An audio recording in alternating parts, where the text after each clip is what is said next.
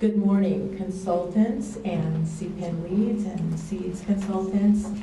I'm sure that most of you have heard from Dr. Thompson in the past, but I think on a morning such as this, it's important that once again we hear about his background and accomplishments. So it is my pleasure to introduce Dr. Ross Thompson. He is a professor of psychology at the University of California, Davis. His research interests are in two fields. As a developmental psychologist, he studies early parent-child relationships, the development of emotional understanding and emotion regulation, conscience development, and the growth of self-understanding.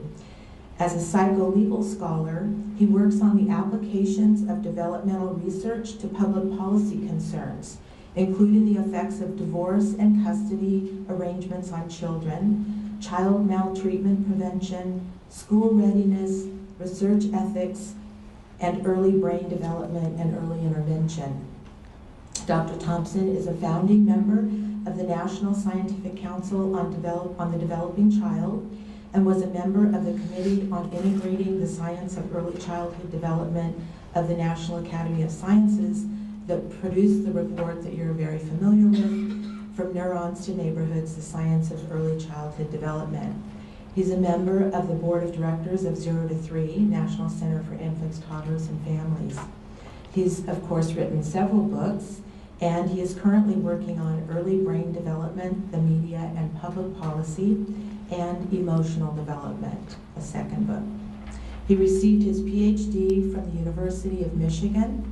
Dr. Thompson has been a visiting scientist at the Max Planck Institute for Human Development and Education in Berlin, a senior NIMH fellow in law and psychology at Stanford University, and a Harris visiting professor at the University of Chicago. He's received numerous awards and distinctions for excellence in his developmental research. With this esteemed background, Dr. Thompson became the CDE's lead researcher for the Social Emotional Development Foundations and, of course, the History Social Science Foundations, and also lead writer, along with his wife Janet Thompson, for the Curriculum Framework Companion chapters for these domains. So I'm sure you will agree that we all look forward to hearing his presentation today. Please join me in welcoming Dr. Ross Thompson. Thank you, Betsy.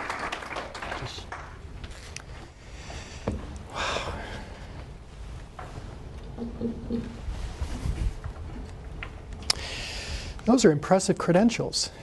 I can hardly wait to hear what I'm going to say. Can you all hear me, first of all? Cindy, am I okay? Okay, good. It's a pleasure to be here. I see some familiar faces, and that makes me feel at home. In fact, seeing some of your faces is reminding me of times that I've visited where you work, and that was a wonderful time. Before I begin, I want to draw your attention to the fact that there are two names up here. Janet is not presenting this morning, but as was true for the Social Emotional Learning Foundations and for the Social Emotional Curriculum Frameworks, Janet and I worked together in preparing both the learning foundations in history and social science and also the curriculum foundations for history and social science that we'll be talking about today. The fact that we've collaborated on this is important because her practical knowledge as a gifted early childhood educator, and she directs the Center on Child and Family Studies at the University of California, Davis, where I also teach, has been immeasurable in helping to make the research of practical value to people like you who are actually working with children as she does.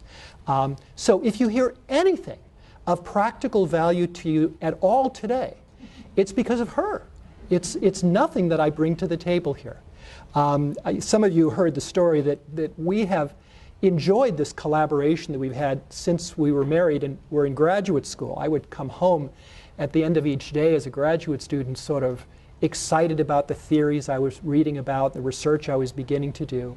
And she'd listen patiently to me as a good partner does. And then at the end she would quietly say, well, that's all very interesting, Ross, but let me tell you what they're really like. And then she'd go on to describe her day. And I think that experience of working together has enlivened her work with children and my efforts to make the research and the science of use to you. I also wanted to introduce Abby Weiner, who is a graduate student of mine at the University of California, Davis. Abby is now working on her dissertation and has been in my lab throughout her graduate program. And I worry that through some influence of mine, she's really interested in doing this kind of stuff, that is, trying to make the research of practical value. And so I invited her to come along and see what happens when you become involved in that. My goals today are to introduce you to the history and social science preschool learning foundations, and to also begin to give you a preview for the curriculum frameworks that go along in that area. And it's a big agenda we have because there are lots and lots of important bodies of research relating to how children in the preschool years begin to develop a dawning awareness of themselves in relation to others, a sense of time, a sense of place, a sense of the natural world, and how we as educators can contribute to fostering that developing understanding in order for children to really be able to develop a sense of how they fit into a broader world that is gradually unfolding to them. But I have to admit that when the people at CDE came to us and asked us to do this, and we had agreed to begin writing curriculum frameworks and learning foundations in this area, our first reaction to this is reflected in the subtitle for this talk. What have we gotten ourselves into? How in the world do we think about history and about social science involving economics, geography, ecology, civics? How do you even think about that in relation to young children? It seemed like an insurmountable task. And we worried that if we didn't do so right, we were going to be ending up either expecting too much of them or asking too much of you. So I want to begin our conversation today just thinking a little bit about the children in our care and their experience in our care, and to consider the natural ways in which an understanding of self in relation to others, an understanding of social roles and social responsibilities, an understanding of family and one's family culture and history and background and one's place in that family, an understanding of the natural world and each child's and adult's place in it, an understanding of the worlds in which children live and both the parts of that world that are immediately familiar to them and the parts of it that may be outside of even their perception, and to consider the various ways in which their experience in our programs opens them up to that world and enables them to deepen an awareness of their place in it. That really, in a nutshell, is what our conversation is about this morning. Now, why are we talking about history and social science with respect to preschoolers? Well, there are lots of reasons for this. But one of them, of course, has to do with simply preparing them for what they will face when they move into the K-12 school system. Because in the history and social science content standards for the K-12 school system, we find attention to history, to geography, to principles of American democracy, economics, and culture. These were what we were asked to attend to in thinking about what learning foundations might look like for preschoolers.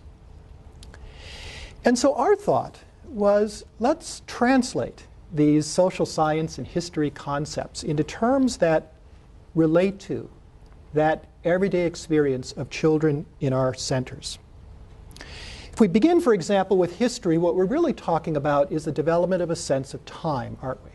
Which, of course, children are making rapid strides in beginning to grasp a sense of time.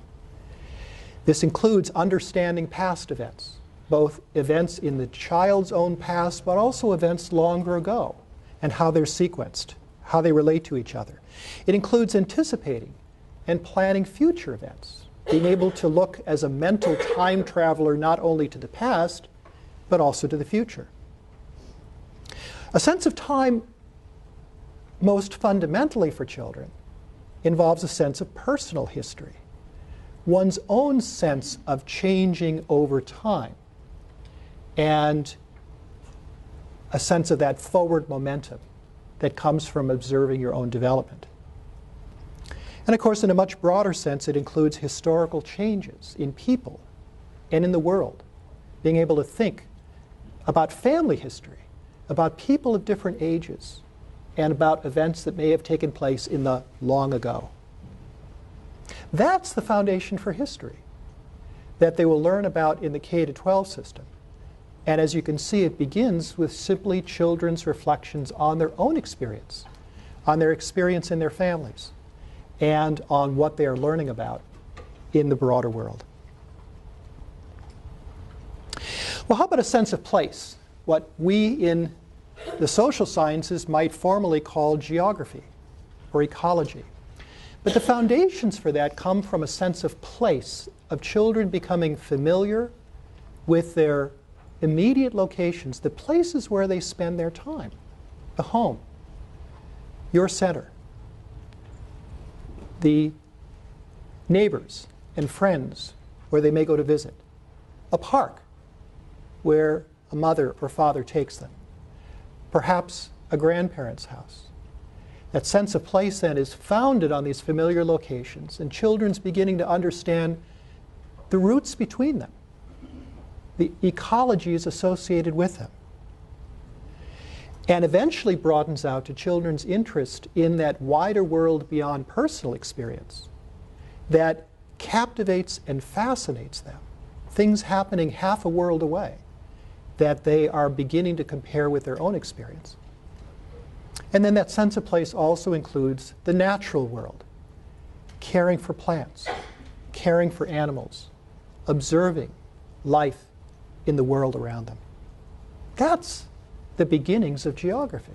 That's the beginnings of ecology.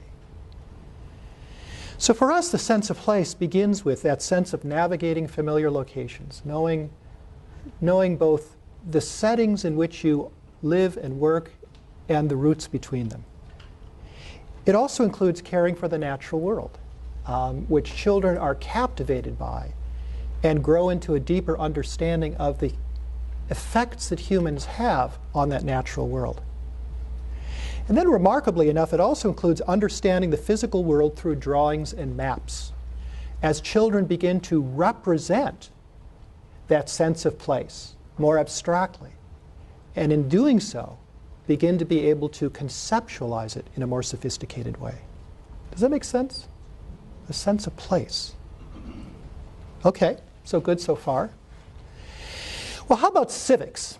Are we going to be teaching children about how the Constitution was written and how the halls of Congress pass a bill, which I don't think would prepare them for anything they would read about in today's newspaper?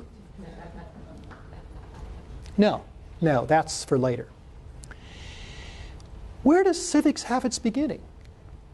Except in children's own experience as a community member of their own preschool, and of beginning to participate in the process of being a responsible group member and decision maker as part of the community that they share with you and those that you train. Indeed, such a central part of learning through experience for kids in this and other aspects of history and social science is learning by doing.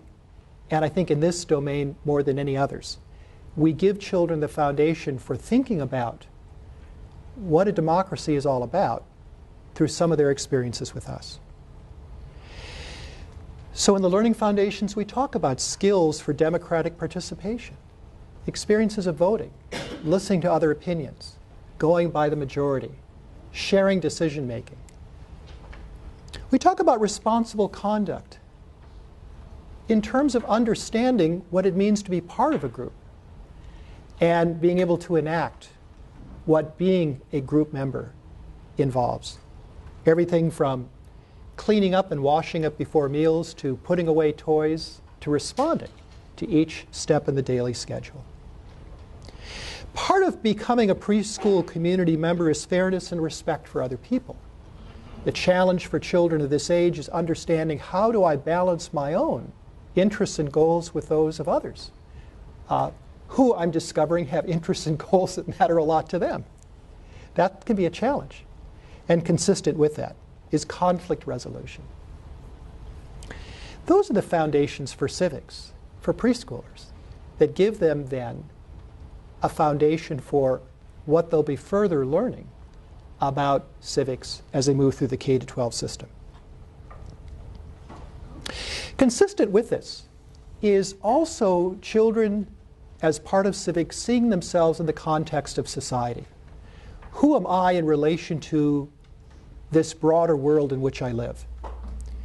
We therefore include within our learning foundations attention to culture and diversity and children's growing fascination with people whose language, whose family practices, whose skin color, whose ethnicity is fascinatingly different from the child's own.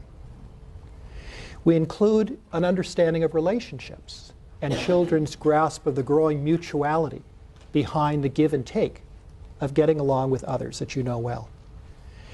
And finally, social roles and occupations is part of that growing understanding of self and society, which you see children enacting in the context of pretend play, but which is revealing their growing thinking about how they might enact these roles in the future. Well, I've saved the hardest till last.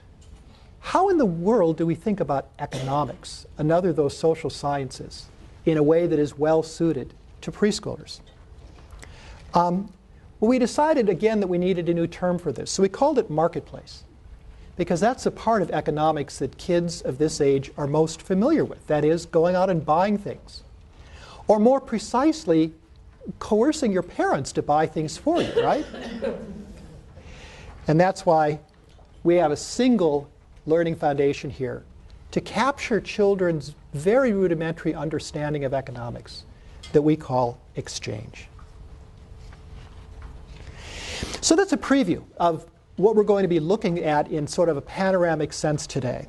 And to orient you to how these foundations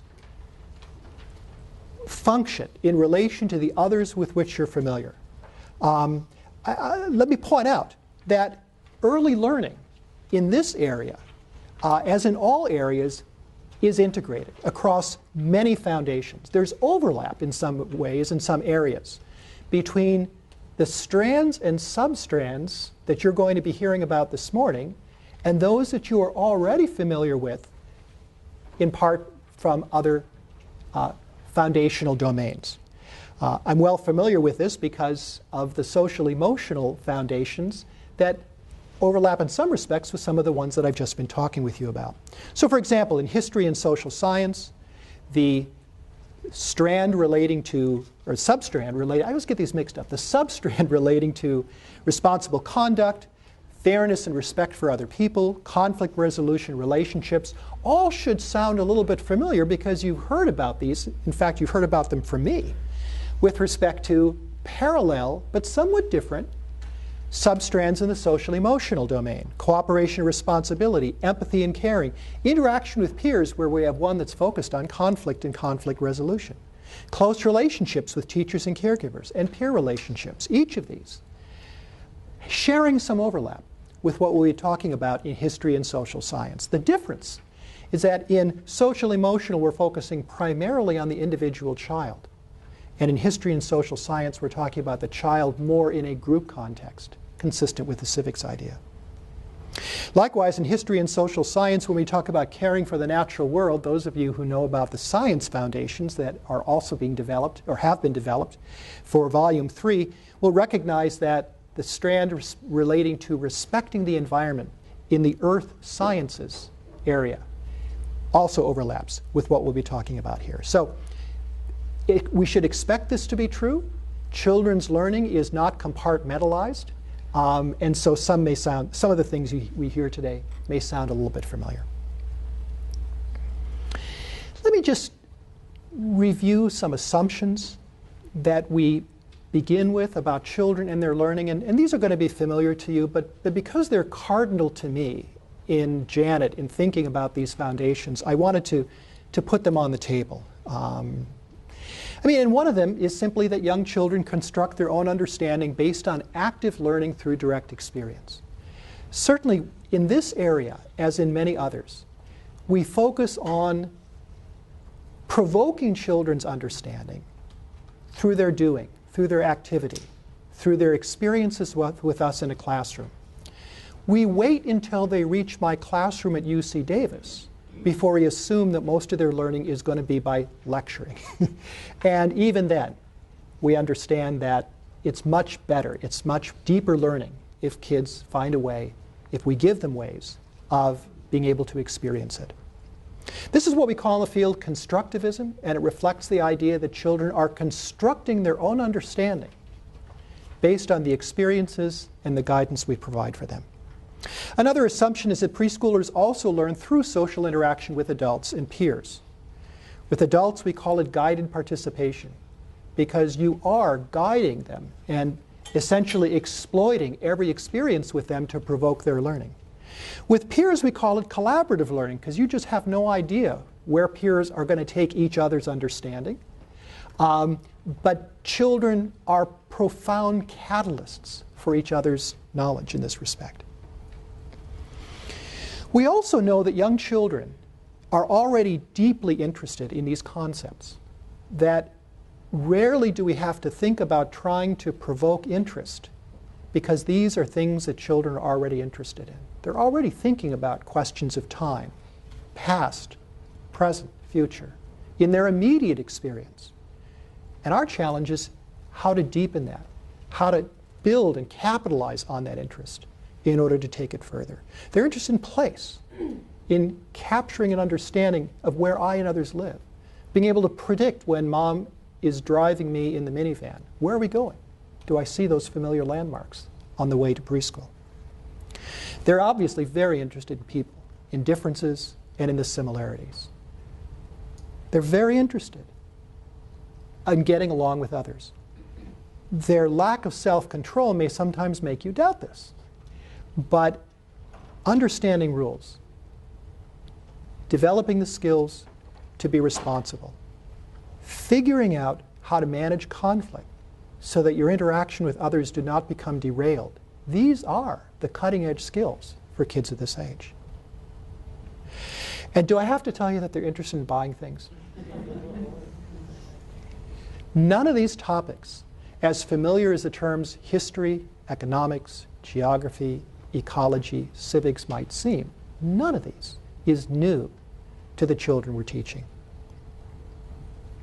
Much instruction in this area, therefore, does occur through shared experiences in the classroom. In some respects, part of the message of today that I hope you'll take home is that provoking children's understanding is really much of what you're already doing. And what Janet and I found in working on the curriculum frameworks was that much of what we were trying to encourage teachers to do is to simply be a little bit more intentional and a little bit more deliberate about some of the things that they're already doing. We just aren't aware sometimes of how it relates to the kind of learning we're preparing them for in the K-12 system. And in California, another important assumption that is both a resource and an obstacle for us is that children are culturally diverse. And that cultural diversity becomes an important part of their learning, particularly relating to self and society. We spent many years living in Nebraska, where we raised our two sons, where cultural diversity has primarily to do with whether your ancestors came from Central Europe or Eastern Europe. Much different experience here, and a richness that I think we can take advantage of. Similarly, let me also just simply put on the table, I doubt that any of these assumptions are new or controversial to anybody here. So let me likewise also identify some of the guiding principles for the curricular frameworks that has to do with provoking children's learning, and then we'll move into these areas. And this in some respects is previewing the curriculum frameworks ideas that I'll be describing to you. One of these is the idea of building a cooperative, inclusive preschool community that incorporates democratic processes. We'll talk more about that later. But the argument here is that much of civics builds from how we're creating an atmosphere in the classroom that causes children to, in a sense, enact civics, enact democracy, enact inclusiveness, enact cultural awareness without even realizing they're doing it. To affirm children's home cultures, experiences, and values, and indeed to enlist them into broadening children's understandings of both themselves and how it compares with the experiences of other children. To help children deepen their own sense of place and time, we're going to be talking about that. To nurture children's natural sense of wonder about nature. And one of the things that I'll be talking about a lot today, partly because it builds on the research that Abby and I and others in our lab do, is to observe and converse with children. To learn about their current understandings of time, history, and their own growth, and as well as to provoke it. We foster children's learning in part by finding out where they're at and then helping to take them where they're going. And language proves to be a powerful tool in doing that, which is why lots and lots of conversation with kids is great. To encourage children to incorporate their knowledge of adult roles and occupations into their dramatic play as if they need to be told or encouraged to do that. But sometimes we can inject ourselves into their play, perhaps help take those narratives in a really interesting direction. To encourage children's social curiosity and create activities that will stimulate growth and social understanding and skills. And finally, but perhaps as important as any of these others, model appropriate social behavior with expectations. Not just act in the ways that we want them to, but to explain while we're doing so. Janet often uses the example where she's trying to model self-regulation, which is a cutting-edge skill for children of this age. And it's almost humorous to hear her enact it. But she'll describe, for example, having a tray of bins of materials that the kids will use in stringing beads, and to stumble as she's walking across the carpeting. The tray falls, everything scatters around. And immediately suppressing the words that might first come out of her mouth, she says, "Oh dear, oh dear, all my beads have spilled. I wonder who will help me pick them up." She immediately has 5 or 6 child volunteers already scooping them up. And then to say, as they're doing it, it's nice when we can help each other when things go wrong. You know? And you listen to that, you go, God, that sounds so obvious, it sounds so silly. But it's the power of language to help put out there, to make obvious what is implicit to us, but can be very explicit and needs to be explicit for them. So that's where modeling is important, but modeling with explanations. Okay. So this is the beginning. This is the introduction, and if you're ready, I'm ready to plunge into the first of the strands.